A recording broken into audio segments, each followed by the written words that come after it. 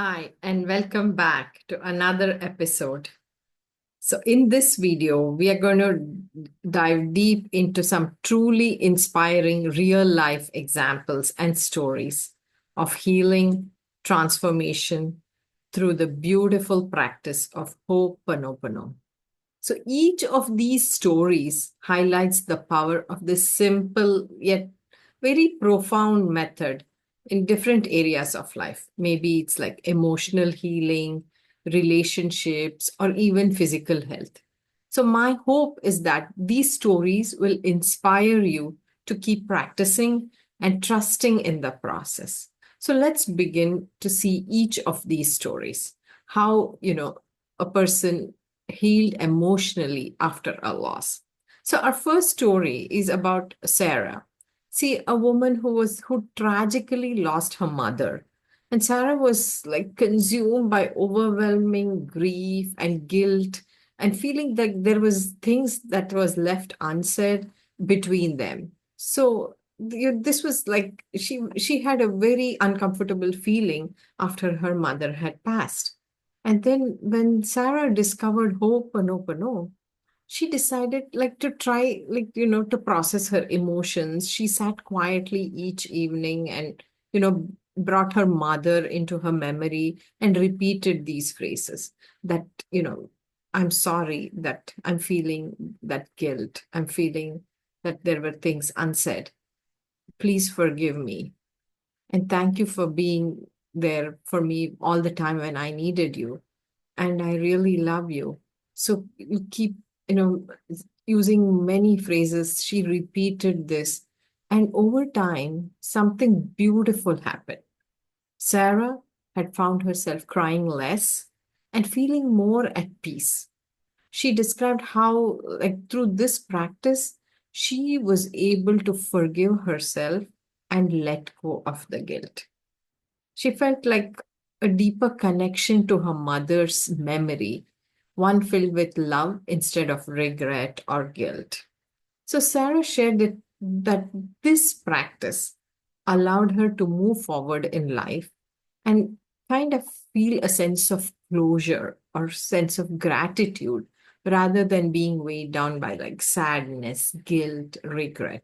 Isn't that such a powerful example of healing that Ho'oponopono can bring? I think it's amazing. So next we'll see a story of like how you can heal family relationships. So next story is about David and his teenage daughter. For years, their relationship was filled with tension and like constant arguments and misunderstandings. And David felt very helpless and like didn't even know how to bridge the gap. So one day, David came across a Ho'oponopono and decided to give it a try. So every night, like he visualized that his daughter and he imagined that their connection, the connection was better. And then it silently repeated that the emotion he was feeling, like, the sense of anger or resentment towards his daughter. So he thought of that emotion and he said, I'm sorry, I'm feeling that emotion. I'm sorry, I'm feeling, resentful and angry. Please forgive me. Please forgive me for feeling that feeling. And thank you, for making me aware of this feeling, that I can fix it, I can heal it. And I love you for this, bringing out this emotion in me because I'm able to clear and fix my energy. So he didn't just say the words to her directly, but he practiced it as a prayer, as a way of taking that responsibility for his part in that strained relationship. So he continuously and consistently practiced it. And after a few weeks, something remarkable happened. David noticed that Lily, who seemed more open and less defensive around him. So he also realized that he was approaching like their conversation with more patience and more understanding. He was not getting triggered or getting angry immediately after during their conversation. So over time, this relationship healed and they became more closer than ever. So that's such a beautiful aspect of Ho'oponopono. It's so easy, but it is so yet so powerful. So it reminds us that we can't control the actions of others, but we can change the energy that we bring in a relationship.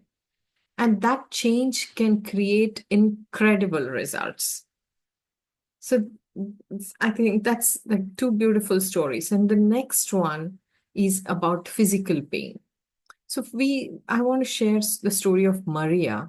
She had been struggling with like chronic migraines for years. She tried like various treatments, but nothing seemed to have like providing her a lasting relief. So when Maria learned about like Ho'oponopono, she decided it isn't a part of like let me use it as in my healing journey. So whenever a migraine uh, began, she would close her eyes and place her hands gently on her head and say, I'm sorry, I'm feeling this physical pain. I'm sorry, migraine, I'm feeling this physical pain. Please forgive me. It may be some emotions that is bringing out this pain. I'm really sorry. Please forgive me. And thank you for making me aware of this feeling. Thank you for making me realize that I need to clear and clean my energy. And I love you. So she started using this.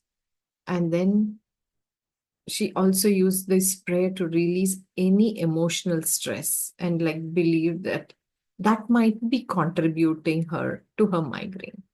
So after a few months of practice, she noticed that the migraines became less frequent and less intense. So she shared that Ho'oponopono helped her not just physically but emotionally as well.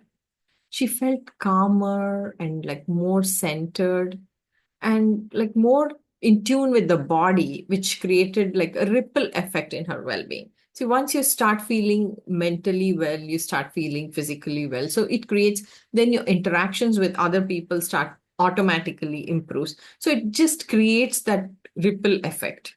So her story is another example of like how emotional healing can support physical healing. And when we approach with this openness and this consistency.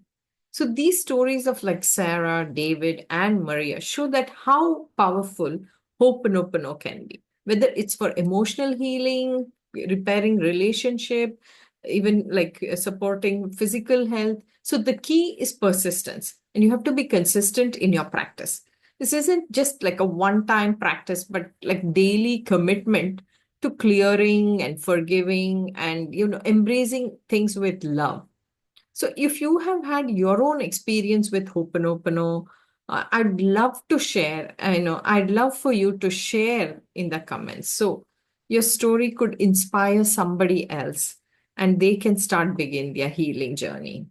And thank you so much for watching this episode of Ho'oponopono. And remember, I'm sorry. Please forgive me. Thank you. I love you. These words hold the power to transform your life. And see you in the next video. Take care and keep practicing. Sending you a lot of healing energy and a lot of love. Thank you.